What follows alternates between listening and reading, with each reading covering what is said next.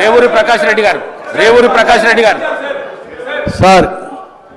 Sir senior శాసనసభ్యులు హరీష్ రావు గారు, governor గారు అనుమతి ఇచ్చిన తర్వాత ఏసీబీ టేకప్ చేసిన తర్వాత హౌస్లో చర్చించే అంశమే ఉత్పన్నం కాదు సార్. కానీ ఇష్యూను డైవర్ట్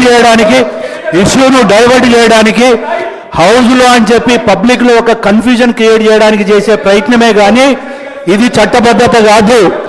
ఒకసారి కేసు ఏసీబీ పోయిన తర్వాత గవర్నర్ గారు అనుమతి ఇచ్చిన తర్వాత శాసనసభలో చర్చించే అంశమే రాదు అని చెప్పి మీ ద్వారా సభ్యులకు నేను రిక్వెస్ట్ చేస్తున్నాను సార్. గౌరవ మంత్రి గారు, government bill now I will take up. అధ్యక్ష, తెలంగాణ భూభారతి రికార్డ్స్ బిల్. మంత్రి గారు. అధ్యక్ష ధన్యవాదాలు. ఏదైతే 17th నాడు 18th నాడు ఈ సభలో రాష్ట్రాల్లో ఉన్న లక్షలాది మంది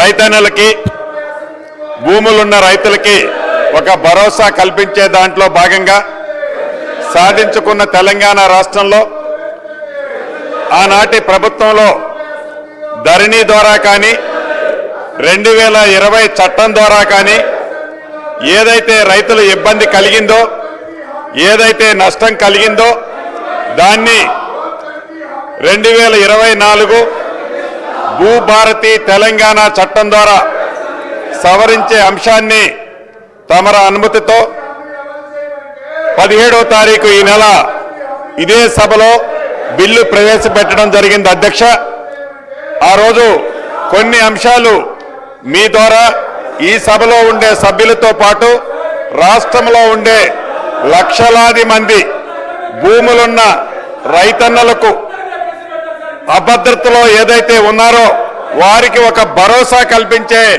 ఈ కొత్త చట్టాన్ని, ఈ దేశానికే ఒక రోల్ మోడల్గా ఉండే చట్టాన్ని తేవటం జరిగింది. అధ్యక్ష, దాంట్లో మొన్న కొన్ని అంశాలు తమ ముందు ఉంచలేకపోయాను. అధ్యక్ష, ఈ దేశానికి కానీ మన రాష్ట్రానికి కానీ సంబంధించి ఒక్కసారి గత చరిత్రను పరిశీలిస్తే భూమి కోసం, భుక్తి కోసం వేలాది పీడిత రైతులు, కూలీలు పాల్గొన్న తెలంగాణ సాయుధ పోరాటం చరిత్రలో చరిత్రాత్మకంగా ఘట్టం. అధ్యక్ష, అదే రకంగా ఈ ఘట్టానికి, ఈ ఉద్యమానికి ప్రధానమైన కారణం నిజాం కాలం నాటి భూ సమస్యలు, నిజాం సంస్థానంలోని ఉద్యోగులు, జాగీర్దారులు, దేశముఖులు, దేశ పాండ్యుల్లాంటి భూస్వాములంతా అధికార దర్పంతో, ఆనాటి ప్రభుత్వం ఏదైతే అధికార దర్పంతో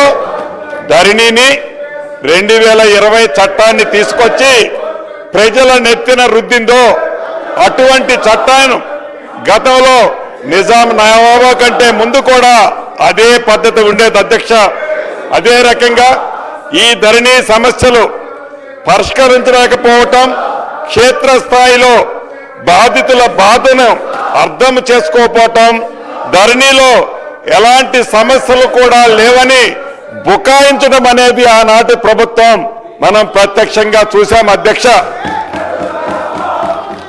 తప్పు ఒకరిది, శిక్ష మరొకరిది. తప్పు చేసింది దొరవారు, శిక్ష అనుభవించింది మాత్రం అమాయక ప్రజల. అధ్యక్ష, తప్పు ఒకరిది, శిక్ష మరొకరిది అన్నట్లుగా అనాచితంగా రాత్రికి రాత్రే గడిల మధ్య చట్టం చేసి తప్పు చేసింది ఆ దొరవారు, కానీ శిక్ష అనుభవించింది మాత్రం గ్రామీణ ప్రాంతంలో ఉండే సామాన్య భూములున్న పేద రైతుల. అధ్యక్ష, అదే రకంగా ఎలా ఇబ్బంది పడ్డారో ఒక ఎగ్జాంపుల్ ఈ వేదిక ద్వారా మీ పర్మిషన్ చెప్పదలుచుకున్నాను. అధ్యక్ష, సిద్దిపేట జిల్లా మీరుదొడ్డి మండల కేంద్రానికి చెందిన మధ్యల కృష్ణయ్య అనే దళిత రైతు 73 సంవత్సరాల. అధ్యక్ష, ఇదే గ్రామానికి చెందిన ఒక రైతు 35 ఏళ్ల క్రితం 1452 సర్వే నెంబర్లో 7 ఎకరాల భూమిని కొనుగోలు చేశారు అధ్యక్ష. ధరణి వచ్చిన తర్వాత 35 ఏళ్ల క్రితం కొన్న భూమి ఏదైతే ఉందో, పొజిషన్లో ఏదైతే ఉన్నారో దాన్ని ఈ ధరణి కారణంగా ఆ భూమిలో ఉన్న రికార్డులన్నీ తారుమారయ్యాయి అధ్యక్ష. ఆ కారణం చేత జనవరి 22వ తారీఖు 2023 నాడు మధ్యల కృష్ణయ్య గారు 73 సంవత్సరాల వయసున్న మధ్యల కృష్ణయ్య గారు ఆ బాధను తట్టుకోలేక ఆత్మహత్య చేసుకున్నారు అధ్యక్ష.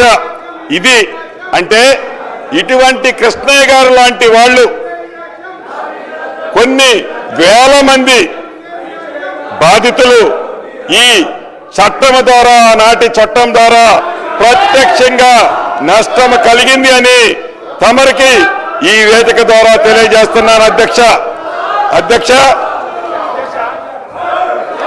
మనం చిన్నప్పుడు చదువుకున్నాం, ఒక